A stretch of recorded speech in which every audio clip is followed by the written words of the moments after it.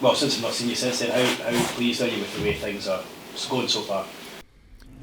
Yeah, pleased. Pleased for the results, obviously. Pleased for the results, but more pleased about how the boys have went about it, really, and not just what you all get to see, but in and around here at the training ground, and the application of the attitude and what they're trying to do, and how much we've improved quite quickly in what we're trying to do.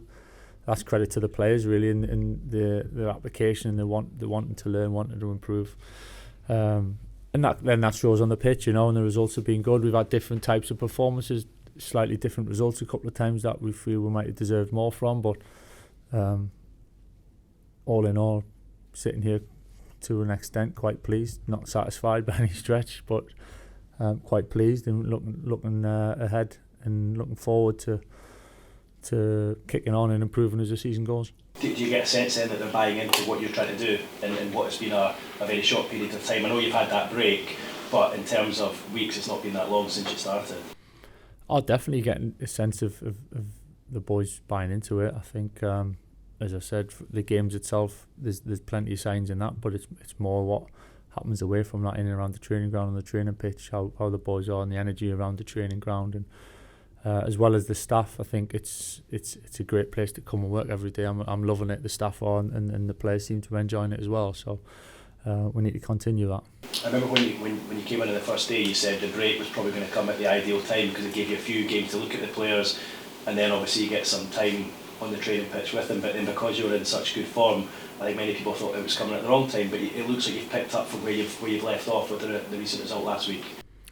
Yeah, listen. Things are thrown in front of you. You can take it in a good way. You can take it in a negative way. At the end of the day, the break was the break. That was it. Whether we had won games, lost games, whatever. So we took that as a great time to do a little bit more work on the training pitch. Had a couple of friendlies behind closed door games, and just trying to make the most of it.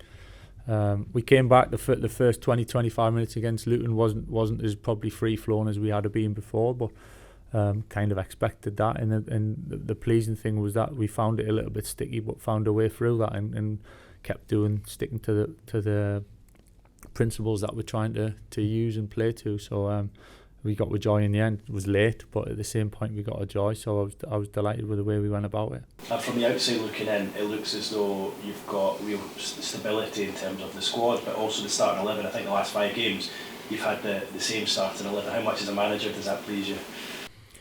It's mixed in some ways, because the squad and the players that maybe haven't played so much, I'm almost desperate to give them more football, and I think they deserve it for how they've been, their attitude and how they've trained and how they've been around games and away from games. So there's the pleasing side of the stability and the performances and the level of performance.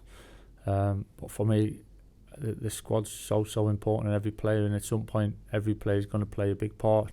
So there's still the element of wanting to give everyone more minutes, but it's a good problem to have at the moment, because we're winning and we're having good results. So it's just getting that balance.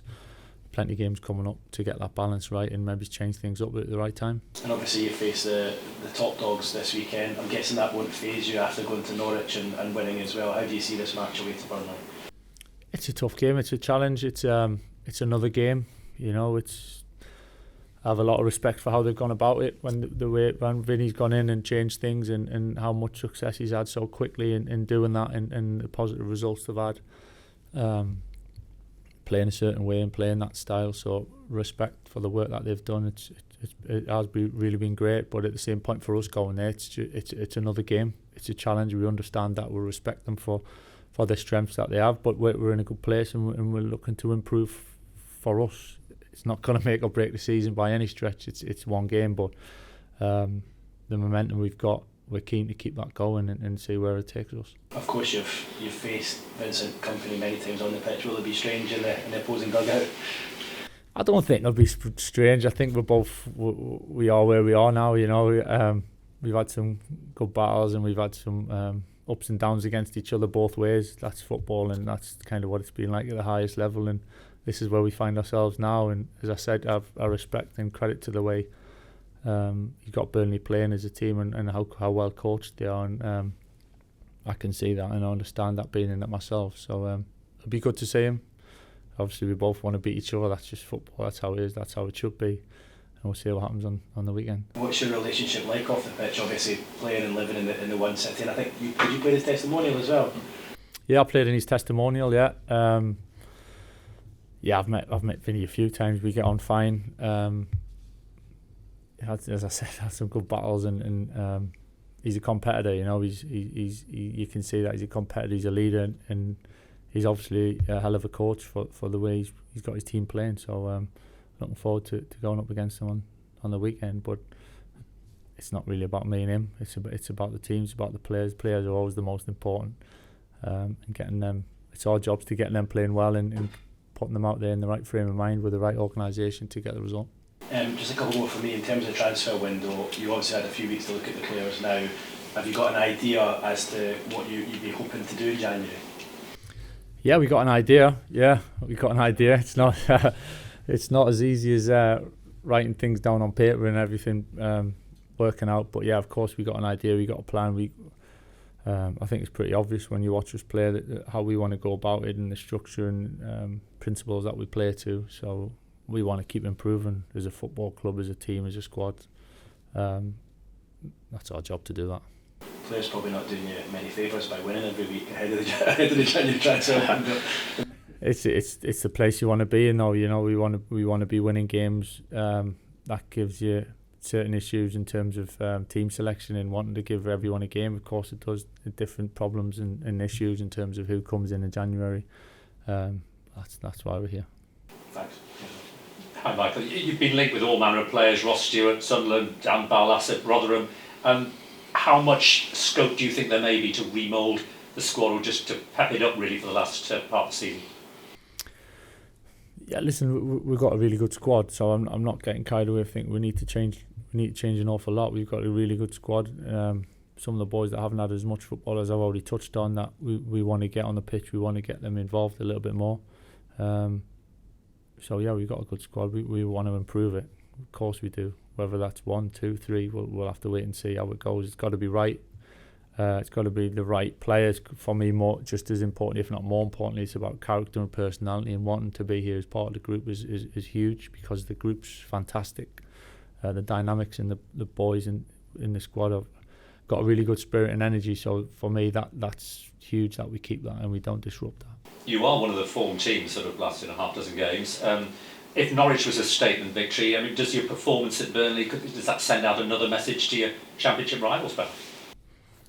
It's not about messages for us. It's about us improving and picking up more results, trying to win games. It's exactly what we've done over recent games. It's exactly like you say about the statement at Norwich. For us, it was another game. It was another challenge. Burnley's obviously a big challenge. You could argue the biggest challenge at the moment in the league, but it's just another game that we want to try and go and win.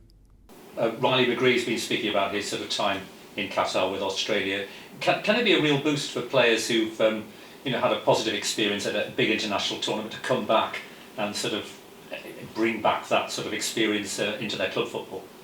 I think so. I think that's part of the World Cup. I think, yeah, funny time of year and we haven't been used to it, but at the same point, you've got to use them. I said to Riley, you've got to use the experience on and off the pitch as a positive one and learn. You know, you're there to learn. You're there to. It's stuff of dreams to be there to start with, but go there, make the most of it, learn, come back a better player, come back a better person for it. And he's suddenly done that. He came back, stepped straight into it the weekend and trained ever so well, and you can see he's got that spring in his step, as he should do. And finally for me, have you got a tip? France, Argentina, who do you think is going to come out on top? I don't know, it's a tough one to call. I think two big teams, world class players, superstars on the pitch. It's kind of the type of final. I'm not saying it's the teams exactly in the final that we'd like, but it's the type of final that a World Cup warrants, and I'll be looking forward to watching the game. Hi Michael. Last minute goals, you said after last week that you prefer your team to have won the game before stoppage time, but there is something about last minute goals which I presume don't always have to be scored by Matt Crooks, but does actually say about a group of players that doesn't want to settle for a draw. What does that mean to you? Yeah, it means a lot. It's they're not easy to come by, scoring late goals, and it depends how you're playing in the game, of course, and Norwich was very different to Luton. in terms of being home and away and the type of the game flow it was. But it's belief takes you a long way, and your mindset and settling for draws or pushing for winners. And listen, I'm not sitting here expecting us to score late winners for the rest of the season, or even just because we're drawn, we're going to be the team that wins it. But you certainly got to be pushing for it and looking for it. And I think credit to the players, the situations they found themselves in, they've stayed strong to it. And as I touched on with the Luton, the first 20-25 minutes wasn't as free flowing, but the belief, mentality, focus, trying to do the right things gets you through in the end. And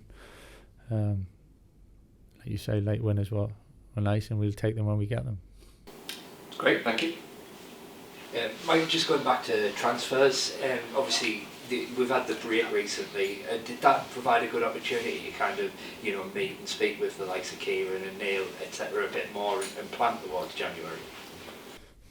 Yeah, the break was the break. To be honest, it wouldn't have changed. We would still be doing the work, away from the games to what do we need to improve the squad? How can we go about it? It's not just about bringing people in January. It's looking further ahead and having a plan and how we want to look. So, if anything, we got to know the players a little bit better, more training, more contact time on the grass, and we used it as a real positive, and I think we're in a good place at the moment.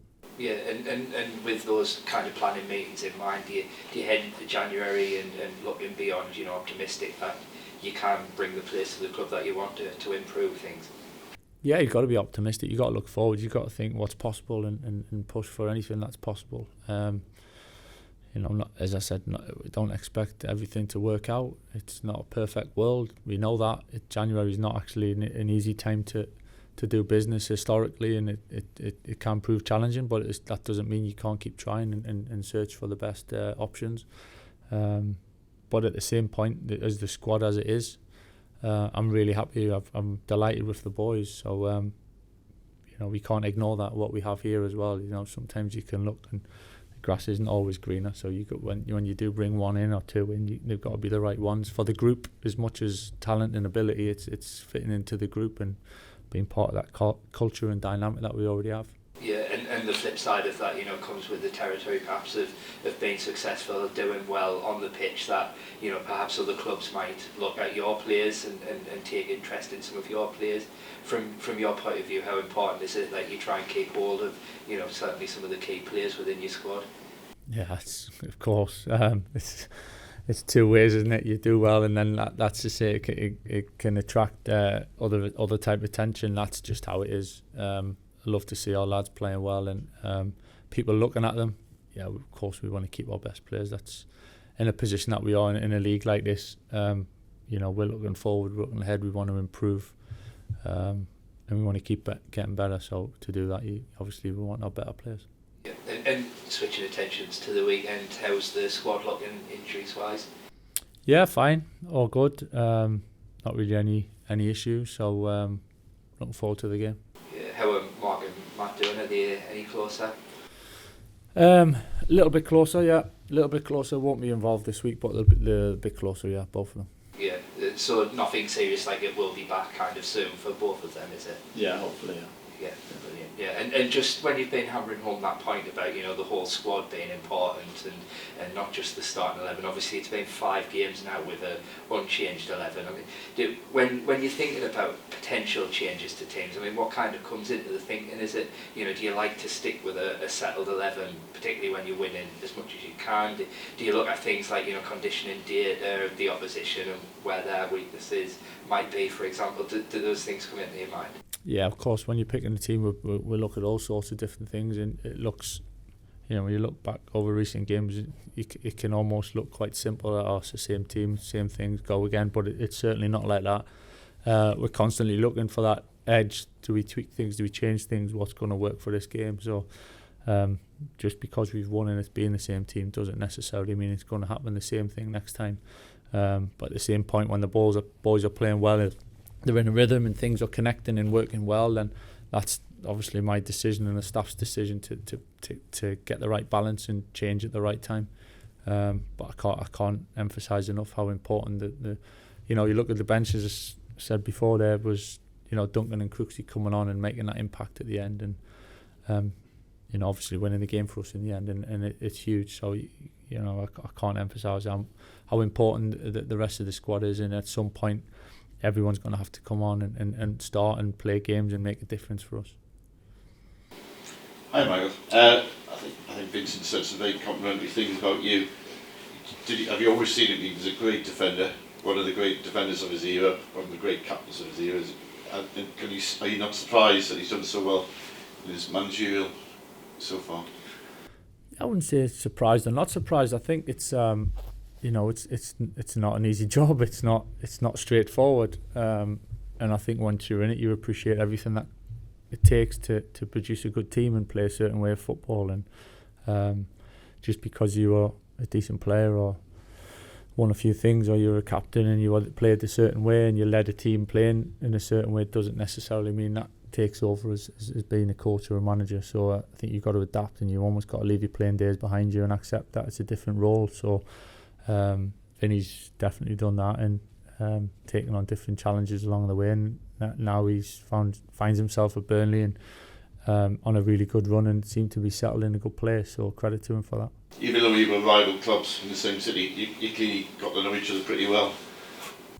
Yeah, I wouldn't say very well, because I've met him a few times, and but only a few times. But certainly the respect's there, and I played in his testimonial, and that was out of pure respect, really, for what he was as a player, and how he kind of carried himself and what he stood for, and that's the same. Still got huge respect for the work he's doing at Burnley. And has he been in touch with you since he got this job?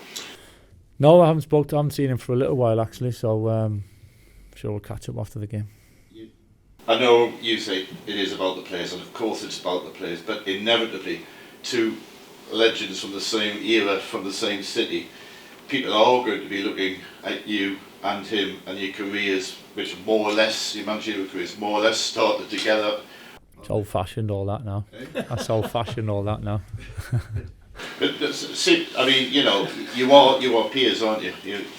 Yeah, we were. Yeah, but as I said, playing for me, you once you finish playing, and you've got to leave that behind you and can't carry that on forever. And use the experience and the knowledge that both of us gained of playing and under certain managers and coaches and what have you. But just because we played against each other at some point doesn't really take anything into the game. It's about what goes on the pitch on Saturday, and I really believe that. So I'm not getting too carried away about it, certainly about me against Vinny, because it's not like that at all. And Middlesbrough are on a good run.